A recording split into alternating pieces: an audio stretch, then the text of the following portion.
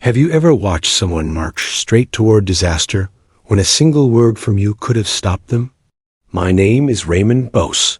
I own a property on the outskirts of Maple Crest Hills, and at the entrance to my driveway, a small bridge spans a narrow creek. That bridge existed long before I signed the deed, long before this subdivision had a name. Then one afternoon, the HOA decided the bridge was mine to destroy. I had just returned from a 2-week work trip when I found a bright yellow notice pinned to my front door. The heading was impossible to ignore. Notice of violation unapproved structure.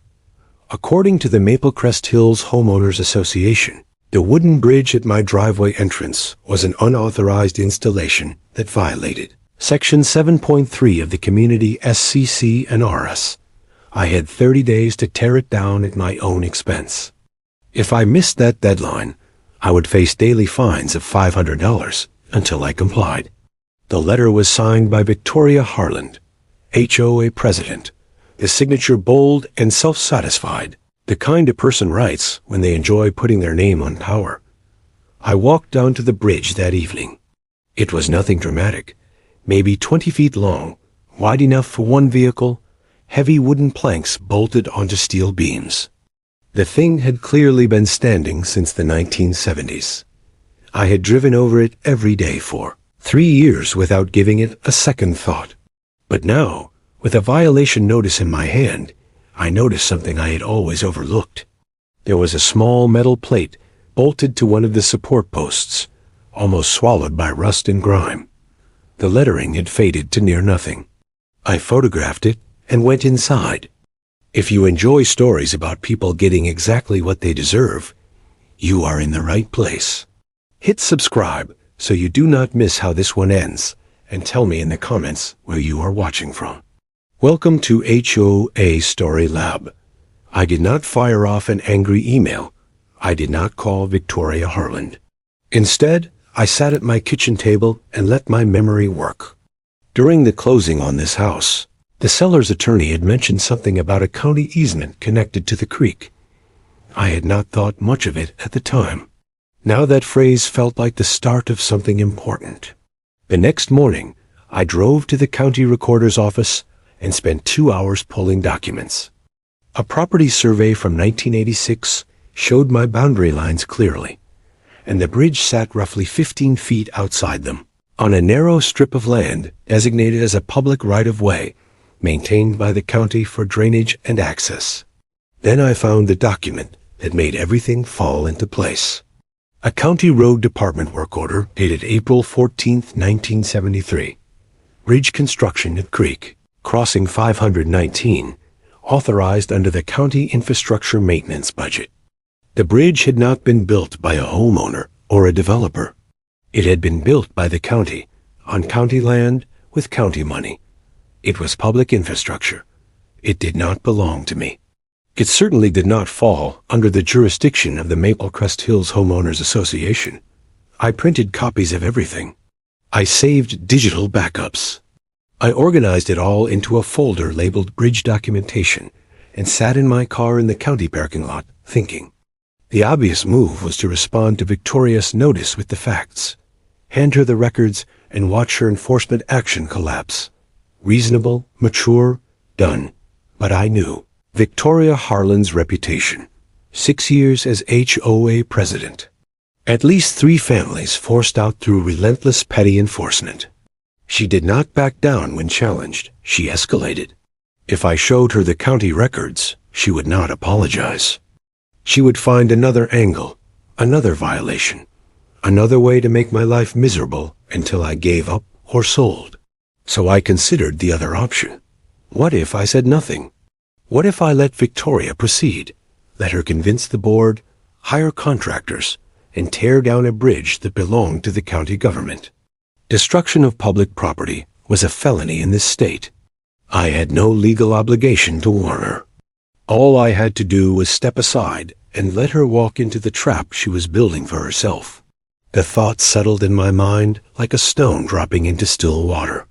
I drove home, parked in my driveway, and looked at the bridge one more time. Tomorrow, I would get written confirmation from the county road department. I would set up a camera pointed at the structure, recording around the clock. Victoria Harland had given me 30 days to decide whether I was going to save her from herself. I had already decided I was not. The next morning, I went back to the county offices, specifically the road department annex, a quiet building with faded linoleum floors and humming fluorescent lights. The clerk at the desk was a patient man in his 50s who looked like he had been answering the same questions for 30 years. I asked about County Bridge number 519. He typed it in, studied the screen, and nodded. That is one of ours. Built in 73, still in our active inventory. We inspect it every 2 years. I asked for written confirmation. By 4 that afternoon, I had a formal letter on county letterhead stating that Bridge 519 was constructed and maintained by the county road department, located on a public right-of-way easement, and remained county property. Filed, saved, backed up. 3 days after the original notice arrived, my phone rang. Maplecrest Hills HOA on the caller ID. I let it ring twice, then answered with my recorder running. The voice was clipped and practiced, a voice accustomed to people complying before it finished its sentences. Mr. Bose, this is Victoria Harland. I am calling to follow up on the violation notice regarding the unauthorized structure at your property entrance. I confirmed I had received it. She continued, I want you to understand the seriousness of this matter. The bridge was never approved by our architectural committee. It does not meet current safety standards and creates a liability risk for the association. You have 27 days remaining. Her tone made clear this was not a conversation. It was a verdict already rendered. I asked one question. Can you send me a property survey showing the bridge is located on my land? A brief pause. Mr. Bose, the bridge is at the entrance to your driveway. It provides access to your lot. Obviously, it is your responsibility. I repeated the request. You will receive our formal position in writing, she said, her patience giving way to something harder. But let me be direct. If this structure is not removed by the deadline, the HOA will authorize demolition and bill you for all associated costs. We have authority over all structures in this community. All of them. She hung up without saying goodbye. I saved the recording. Phone call with Victoria Harland. Claims HOA authority over all structures in community. Refuses to provide survey. Threatens demolition. Every communication documented. Every threat preserved. The certified letter arrived 4 days later. Official HOA letterhead. The Maplecrest Hills logo embossed at the top. It restated the violation, cited the CC and R sections, outlined the consequences. But the final page was the most revealing, a form titled Acknowledgement of Responsibility and Compliance Agreement. The form required my signature, confirming 3 things: that the bridge was my property, that I accepted responsibility for its removal, and that I agreed to pay all enforcement costs if I failed to comply. At the bottom, in small print, failure to return the signed form within 14 days would be considered a tacit admission of responsibility. Victoria was not just demanding I remove the bridge. She was demanding I sign a document claiming ownership of something I did not own. I did not sign. I did not respond. I filed it. Silence is not a legal admission of anything. And silence would not warn Victoria Harland that she was about to make the worst decision of her career. I checked my camera setup. Continuous recording to cloud storage, date stamped, automatically backed up. Whatever happened to that bridge, I would have a complete visual record. Then I sent a message to an attorney friend describing the situation hypothetically. If someone destroyed county property believing it was private property, would their mistaken belief be a defense? His answer came the next morning. Mistake of fact might reduce the charge, but it would not eliminate liability, especially if they had the opportunity to verify ownership and chose not to. Willful ignorance is not protection. Willful ignorance. That phrase stayed with me. Victoria Harland had every opportunity to check. She could have requested a survey. She could have pulled the same public records I had found in under 2 hours. She could have examined the sign on the bridge support, the one that still bore the county's identification number, if anyone had bothered to clean it.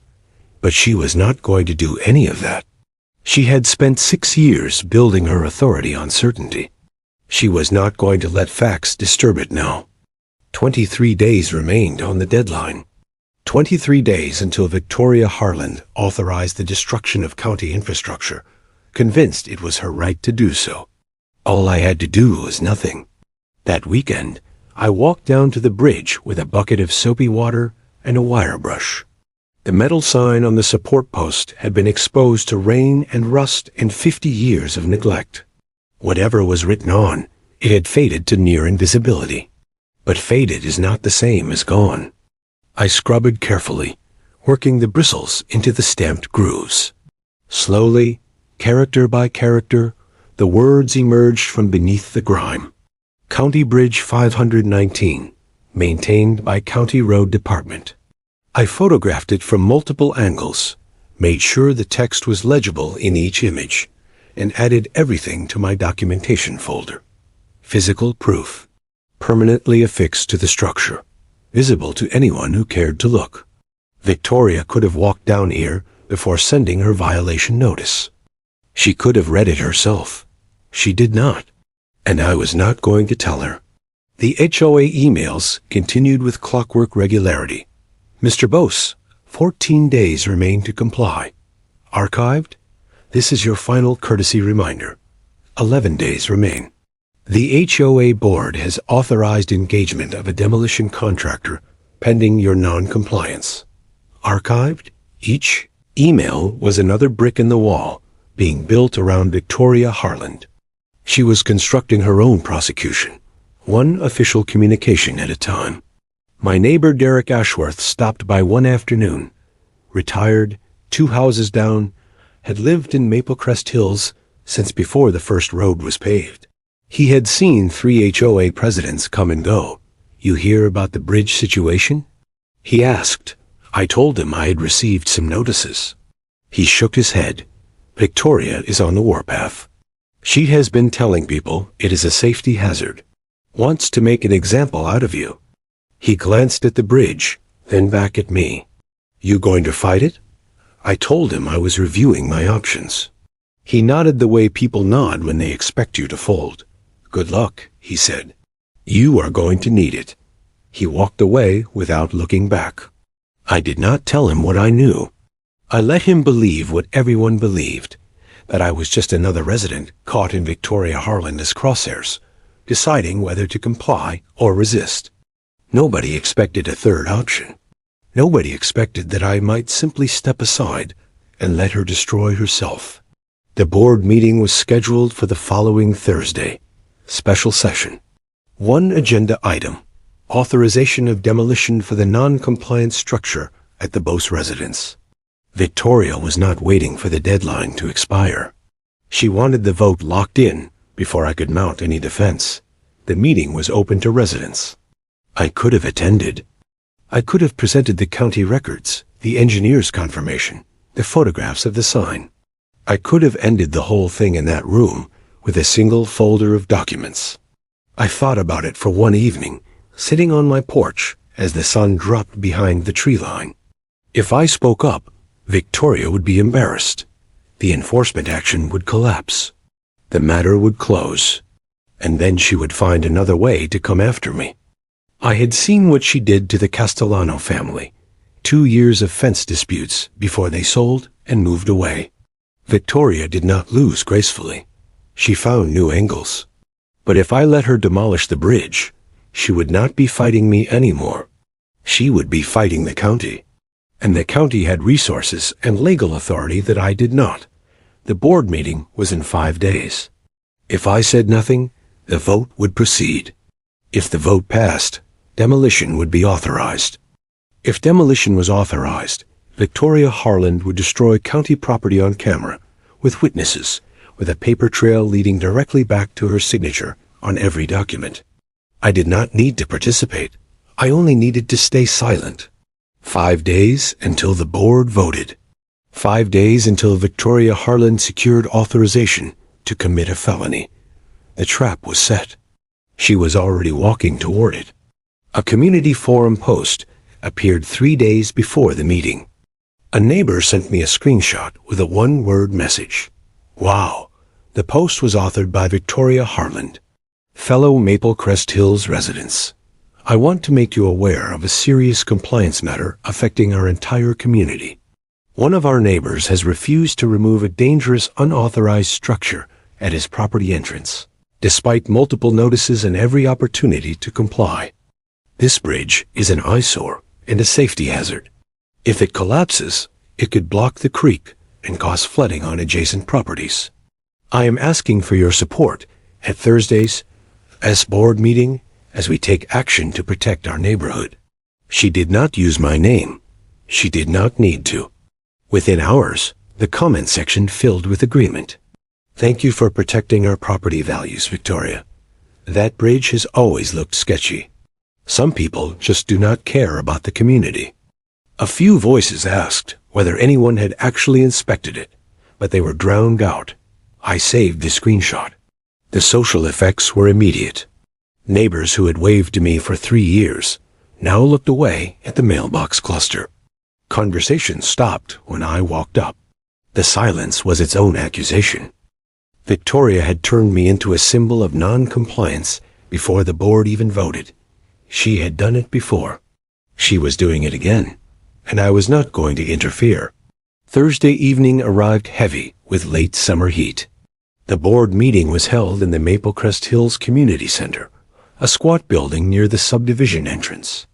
Nearly 30 residents had shown up, drawn by the forum post and the promise of enforcement action. I took a seat in the back row. Victoria stood at the front, flanked by 4 board members at a folding table. She acknowledged my presence with a brief nod, the kind reserved for adversaries already defeated. When she reached the final agenda item, the room went quiet. As many of you know, she began, we have a compliance matter requiring board action. The bridge at the Bose residence is an unauthorized structure violating our CC and RS. Mr. Bose has been given multiple opportunities to remove it voluntarily. He has not done so.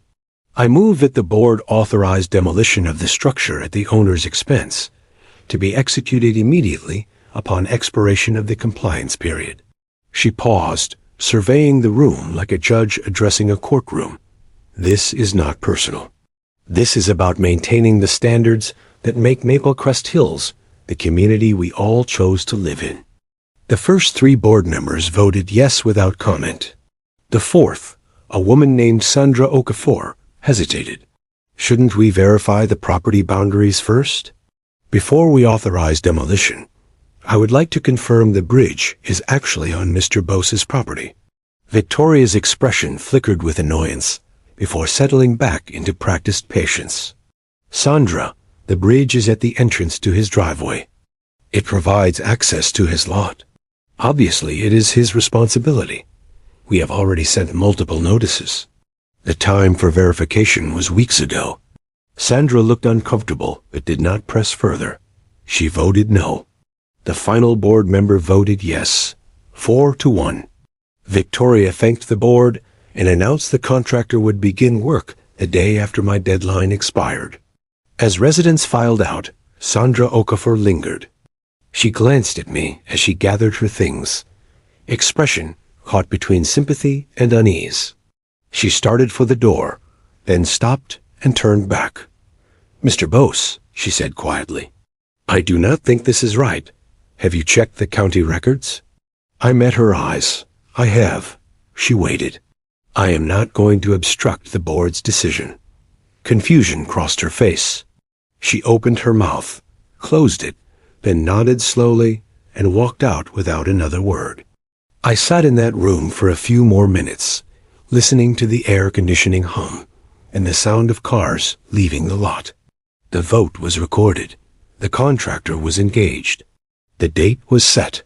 The machinery was no longer just in motion. It was locked into place.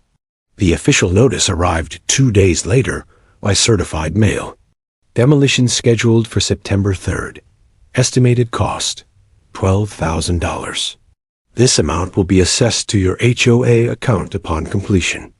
$12,000 to destroy county property. Victoria had put the number in writing, attached her signature, and sent it via certified mail with a tracking number. She was building the prosecution's case for them, one document at a time. September 3rd was 14 days away. In 14 days, a contractor hired by the HOA would arrive at my property. Victoria Harland would supervise. Neighbors would watch. My camera would capture every moment, the excavator, the workers, the bridge coming apart, the county identification plate disappearing into rubble. And then the county would receive a phone call, a video file, and a folder full of documents that Victoria had helpfully assembled herself. 10 days before the demolition, I called the county road department. I did not identify myself as the adjacent property owner. I simply asked a hypothetical. What would happen if someone damaged or destroyed a county bridge? The supervisor who took my call had the measured tone of someone who handled unusual situations without drama. Destruction of county infrastructure is a serious matter. We would file a police report, pursue civil damages for replacement costs, and refer the case to the county attorney for criminal charges, depending on the extent of the damage. We are talking felony territory. I asked what a small wooden bridge from the 1970s might cost to replace. He paused, likely pulling up records. A structure like that, $40,000 to $60,000, depending on current materials and labor. Plus environmental remediation if there is debris in the waterway. Administrative fees. Engineering assessments. It adds up fast. $40,000 to $60,000 in civil liability. Criminal charges. A felony on Victoria Harland's record. All because she had never bothered to verify property ownership before authorizing demolition. There was still time to stop this. I could send her the records tomorrow. I could request a meeting with the board. I could watch the enforcement action collapse and walk away clean. But Victoria would walk away too. She would be embarrassed. She would be furious. She would learn nothing. And she would do this again to someone who did not have the resources or knowledge to fight back. I was not causing her to break the law. I was simply declining to stop her. I walked down to the bridge that evening and stood at the edge of the creek. The county identification plate was visible on the support beam. The sign I had cleaned weeks ago was legible from 10 feet away. Anyone who cared to verify ownership could do so in minutes. The decision was final. 5 days before the demolition, Sandra Okafor called.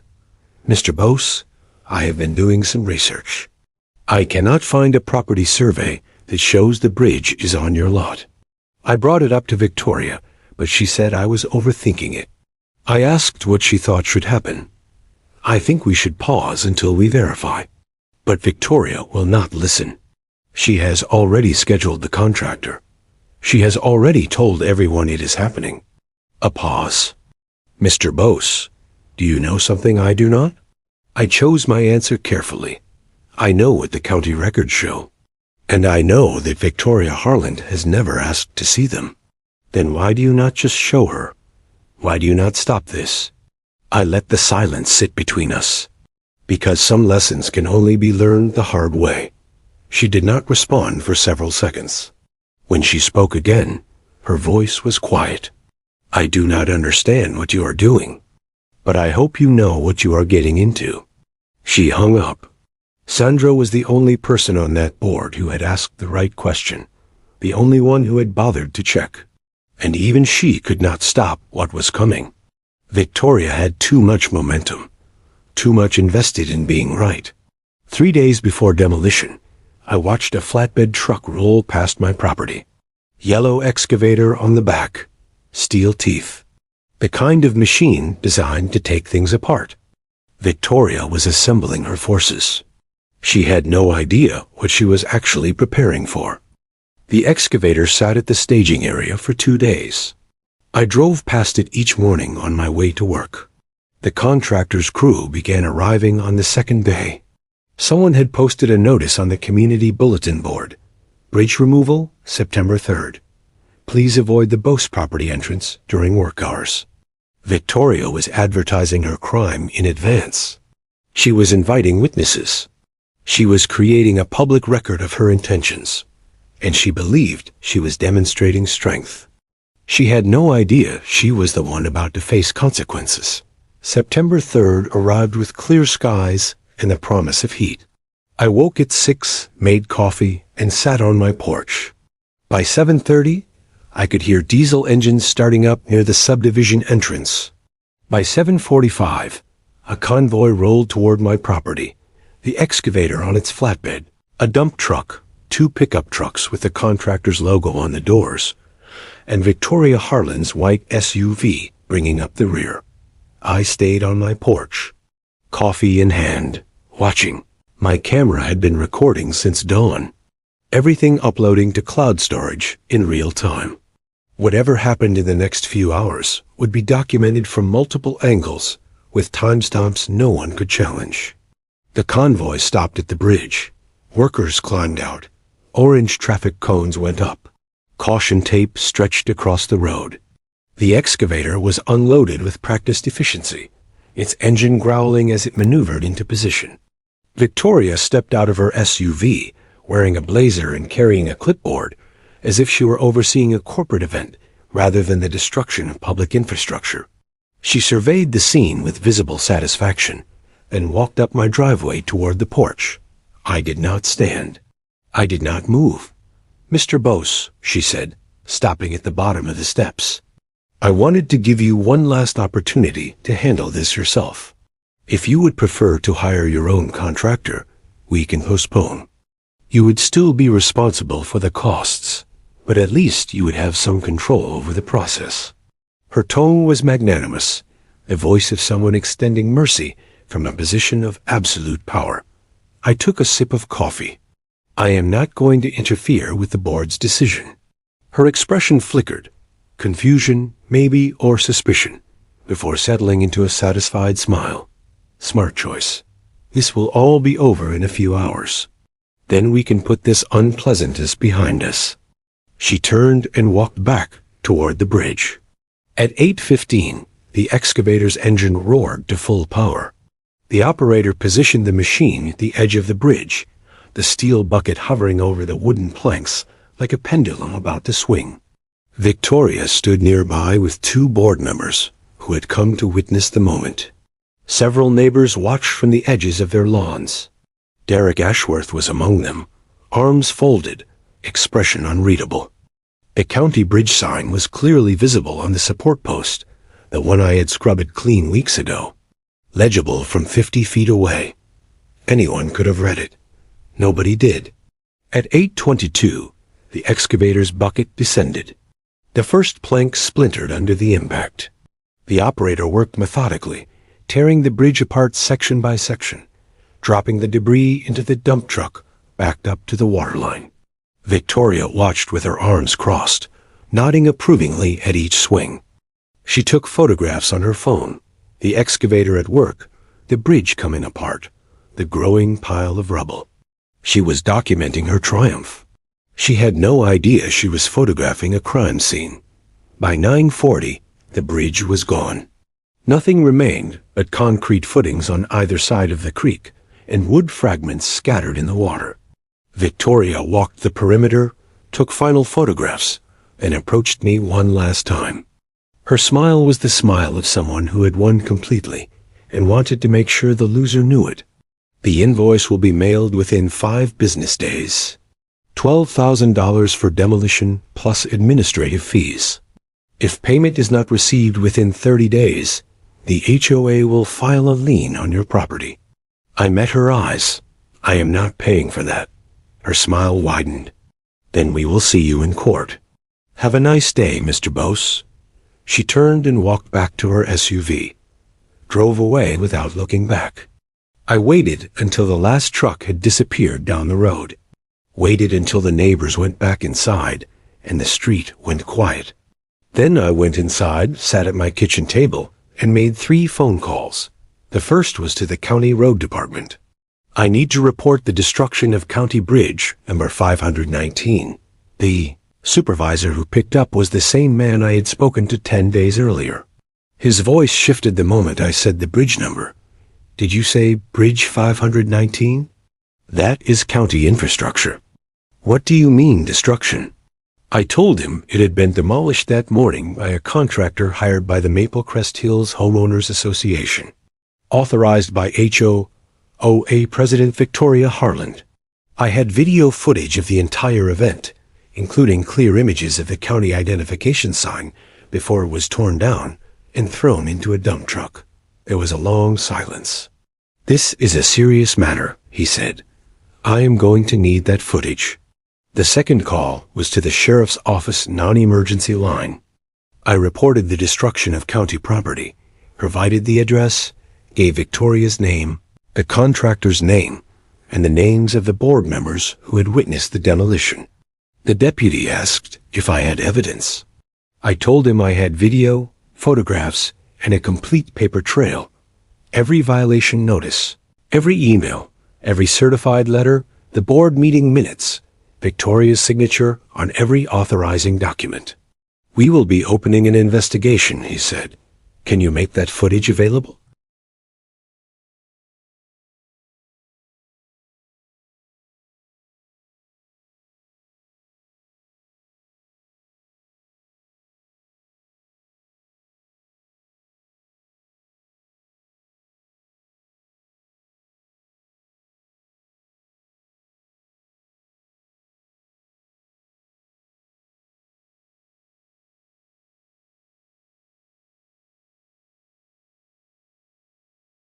The county road department had dispatched an inspector. The sheriff's office had assigned a detective. The county attorney had forwarded everything to the criminal division for review. The machinery of accountability was now in motion. Real machinery, with real authority, pointed directly at Victoria Harland. I poured myself another cup of coffee and sat on my porch, looking at the space where the bridge used to be. Victoria was probably at home right now, uploading her demolition photographs to the community forum, celebrating her victory. She had no idea the county was already reviewing footage of her crime. She had no idea the detective was already pulling records.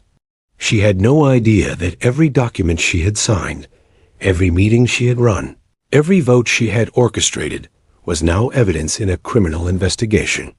She had destroyed county property on camera, with witnesses, with a paper trail she had built herself. And she had absolutely no idea what was coming. 72 hours after the demolition, a white county truck pulled up to the empty creek bank. 2 men in hard hats and reflective vests climbed out, one with a clipboard, one with a camera. They spent 45 minutes examining the concrete footings, measuring the creek bed, photographing debris still scattered in the water. When they finished, the inspector with the clipboard walked up my driveway. Mr. Bose, we have confirmed the destroyed structure was County Bridge 519. It was in our active inventory. Replacement cost is estimated at $54,000, not including environmental remediation for the waterway debris. The county attorney has been notified. He handed me a business card and walked back to his truck. That afternoon, Detective Reyes from the sheriff's office arrived. He had the unhurried manner of someone who had been building cases for a long time. He asked to see the footage. I showed him on my laptop, the convoy arriving, the excavator unloading, Victoria supervising in her blazer with her clipboard, the bridge coming apart plank by plank, the county sign visible until the moment it was ripped from its post and thrown into the dump truck. He watched without expression. When the footage ended, he sat back and exhaled slowly. You recorded the whole thing, he said. Not a question. I told him the camera had been running since dawn. He asked for copies of everything, the video, the photographs, and all HOA documentation. I handed him a USB drive containing the complete record. This is thorough, he said, turning the drive over in his hand. Most people do not keep records like this. I told him I believed in documentation. Victoria's phone call came 2 days later. The practiced authority in her voice had been replaced by something raw, closer to panic. "Mr. Bose, what did you tell them?" "Someone from the county attorney's office called me this morning about the bridge." "What did you say?" I kept my voice neutral. I reported the destruction of county property. A sharp intake of breath. "That bridge was on your property. It was your responsibility." I let a beat pass. "No, it was not. The bridge was on a county easement. It was built by the county road department in 1973. It has been in their inventory for over 50 years. It is in the public records." Silence. I could hear her breathing, fast and shallow. "That is not possible," she said finally. "Why did you not say anything? Why did you not tell us? You never asked. You assumed. You sent violation notices, demanded demolition, authorized contractors, scheduled the work, supervised the excavator. And at no point did you or anyone on the board verify that the bridge was actually on my property. The county records were available to anyone who wanted to check. You chose not to check." Another long silence. When she spoke again, her voice had gone cold. "You did this on purpose. You knew. You knew the whole time, and you let us destroy it. I did not deny it. I did not do anything, Victoria. You did everything. You sent the notices. You ran the meetings. You took the votes. You hired the contractor. You supervised the demolition. You photographed it and posted about it online. I just stayed out of your way, quiet. Then, almost in a whisper, you could have stopped this." I let her sit with that truth before responding. "Yes, I could have. But you would not have listened. You would have found another way to come after me. You have done it to residents here for years. The only difference this time is that you picked someone who understood what you were actually doing and who knew how to let you do it to yourself." The line went dead. The news story broke 3 days later. A reporter from the regional paper had obtained the County S inspection report and the Sheriff S incident summary. The headline read, "Maple Crest Hills HOA President authorized demolition of county bridge, criminal investigation underway." The estimated replacement cost of $54,000 was in the second paragraph. The article included a photograph of the empty creek bank where the bridge had stood. The comments section filled within hours. Some defended Victoria. She was only trying to maintain community standards, but most did not. Former residents shared their own stories. Current residents expressed shock that the bridge had been county property all along. Someone posted a screenshot of Victoria's original forum post, calling the bridge a dangerous, unauthorized structure. The irony landed hard. Sandra Okafor called me that evening. Her voice was shaking. "I saw the news," she said. I tried to warn her at the board meeting. I asked about the property boundaries. She said I was overthinking it. I told her I remembered. What is going to happen to her? I told her that was up to the county. She was quiet a moment. I should have pushed harder. I should have refused to let the vote proceed until we verified. I told her she had done more than anyone else on that board. She had asked the right question. She had voted no. The fact that Victoria had ignored her was not Sandra's failure. It was Victoria's. "It does not feel that way," she said. "It feels like I watched a train wreck and did not do enough to stop it." I understood the feeling, but some train wrecks could not be stopped. They could only be documented. The official notice arrived at Victoria Harlan's house by certified mail the following week. A letter from the county attorney's office. Criminal investigation for destruction of public property, a felony under state law. Retain legal counsel immediately. The HOA board called an emergency meeting that same day. The 3 members who had voted yes were suddenly claiming they had trusted Victoria's judgment and had no idea the bridge was county property. They voted to suspend her as president pending the investigation. They voted to rescind my $12,000 invoice. They voted to issue a formal apology to me for the inconvenience caused by this matter. Victoria sat through the entire meeting without speaking, face pale, hands folded in her lap. When the votes finished, she stood up and walked out. 6 years of authority, 6 years of unchallenged power, 6 years of driving out families who dared to question her. All of it collapsed in a single evening under the weight of documents she had created herself. The criminal charges were filed 3 weeks after the demolition. Victoria Harland was charged with destruction of public property, a third-degree felony carrying up to 5 years in prison and fines up to $10,000. The contractor who operated the excavator was charged as an accessory, though his attorney had already reached out to negotiate cooperation for reduced charges. It turned out the excavator operator had asked Victoria twice during the demolition whether she was certain the bridge was private property. Both times she had told him to keep working. He had recorded both conversations on his phone. His attorney submitted the recordings to the county attorney as part of the cooperation agreement. They did not help Victoria's case.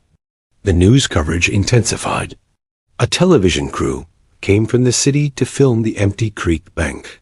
The reporter interviewed 3 former Maple Crest Hills residents who had moved away after disputes with the HOA, all describing the same pattern: violation notices for minor issues, escalating fines, threats of legal action until people paid just to make it stop. One woman said she had paid $6,000 in fines over a garden shed that was 8 inches too tall. Another said he had been threatened with a lien over a basketball hoop in his driveway. Victoria declined all requests for comment. Her attorney issued a statement saying she had acted in good faith based on information available at the time. The statement did not explain why she had never sought to verify that information. The civil case moved forward simultaneously. The county sued Victoria personally, the Maple Crest Hills HOA, and the contracting company. Total claim: $69,000, $54,000 for reconstruction, $9,000 for environmental remediation, $6,000 for administrative and legal costs. The HOA's insurance carrier immediately filed a notice disclaiming coverage, arguing the policy excluded intentional acts. That left Victoria personally liable for her share. The enforcement fund she had built over 6 years, the fund used to pressure residents into compliance, was now being depleted to pay for her own mistakes. The HOA held a special election 2 weeks after the charges were filed. Sandra Okafor was elected president by a margin of 41-6. Her first official act was to dissolve the enforcement committee. Her second was to commission an independent 5-year audit of HOA finances. The audit revealed that the enforcement fund had collected over $85,000 in fines and settlements during Victoria's tenure, money extracted from residents who had been threatened, pressured, or simply worn down until they paid to make the harassment stop.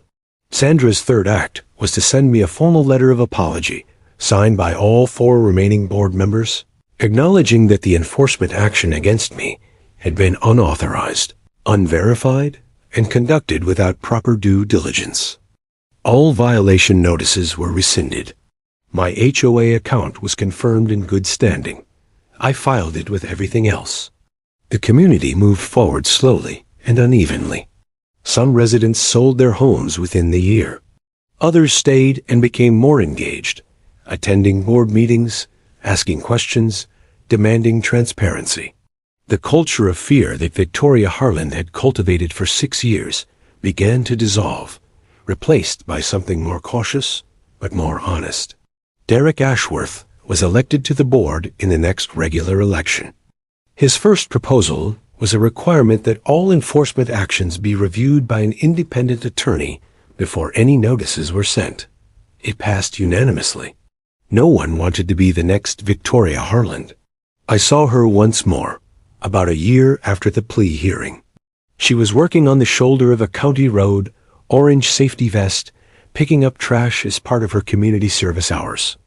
I was driving past on my way to the hardware store. She did not see me, or if she did, She did not acknowledge it. I did not slow down. I drove past and continued on my way. There was nothing left to say. She had made her choices. I had made mine. The system had delivered its verdict. The rest was just time passing. People ask me sometimes if I feel guilty, if I regret not warning her, if I think I could have prevented the destruction of the bridge and everything that followed. The answer is complicated. I could have stopped it. I chose not to. I chose to let Victoria Harland walk into a trap of her own making, knowing exactly what would happen when she did. That choice was not easy. It was not clean. But it was effective. Victoria had spent 6 years using the HOA as a weapon. She had driven out families, extracted money through threats, and built a machine designed to crush anyone who pushed back. The only way to dismantle that machine was to let her destroy it herself. And she did, completely. The plea hearing concluded on a cool Thursday morning in late October. The courtroom was small.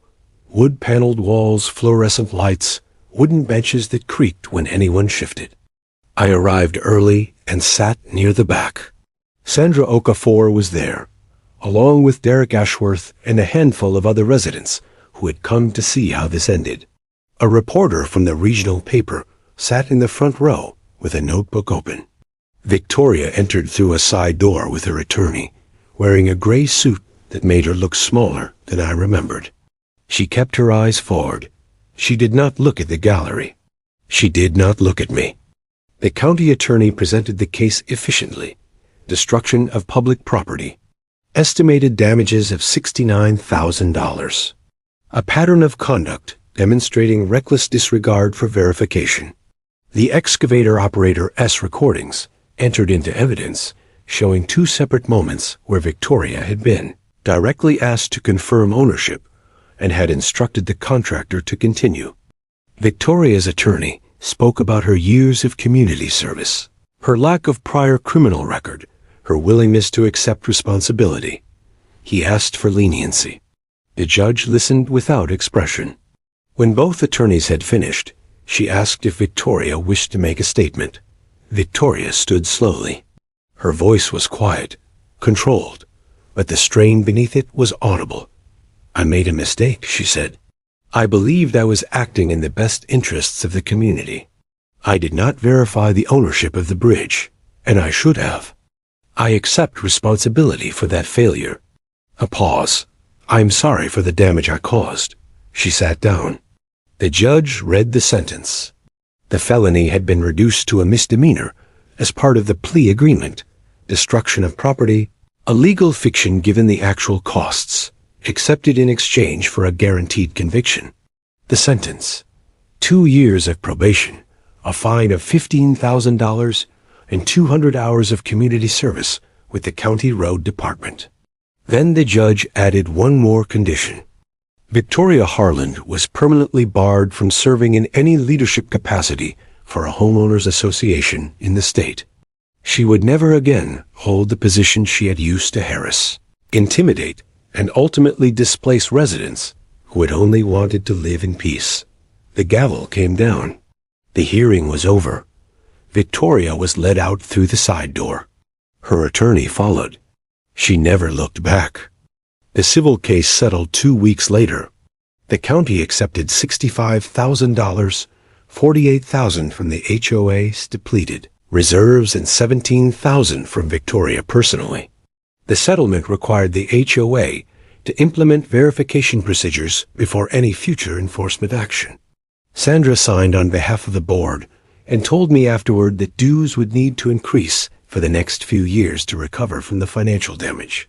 Some residents complained. Most understood. The new bridge was completed the following spring.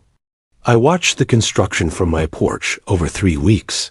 The footings poured, the steel beams laid, the wooden planks set one by one across the creek. The county had upgraded the design. Wider, more durable, built to last. When the work finished, a crew installed the new signage. Larger than the old plate, mounted at eye level on both approaches. Impossible to miss. County Bridge 519, property of the county, maintained by County Road Department. No one would ever mistake this bridge for private property again. Sandra stopped by the day it reopened. She brought a bottle of wine and an apology she had already delivered in writing, but seemed to need to say in person. "I should have done more," she said. "At that board meeting, when I asked about the property boundaries, I should have refused to let the vote go forward until we verified. I told her she had done more than anyone else on that board. I keep thinking," she said, "about what would have happened if you had just shown Victoria the records. If you had stopped it before the demolition." I poured 2 glasses and handed her one. She would not have believed me. She would have accused me of forging documents. She would have found some other technicality to justify her authority. And then she would have found another violation, another fine, another enforcement action. I paused. The only way to stop her permanently was to let her cross a line she could not uncross. Sandra was quiet for a moment. "That is a hard way to think," she said finally. I did not disagree. Some people believe power comes from position, from titles, committees, and the authority to send notices and levy fines. Victoria Harlan believed that. She believed it right up until the moment she discovered that the bridge she had ordered destroyed did not belong to me.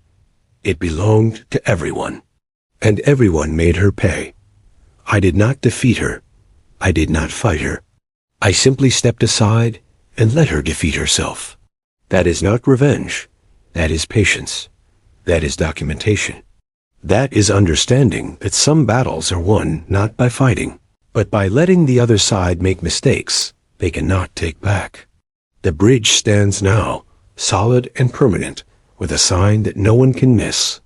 Every time I drive across it, I remember what it cost to put that sign there. And I remember the lesson it taught me. One I hope I never have to use again, but one I will never forget. Always check the records. Always verify before you act, and never assume that authority makes you right. Because sometimes the person you are trying to destroy is simply waiting for you to destroy yourself. Thanks for watching. If this story hit different, subscribe to HOA Story Lab and drop a comment below. There are more stories like this one, and they are just getting started.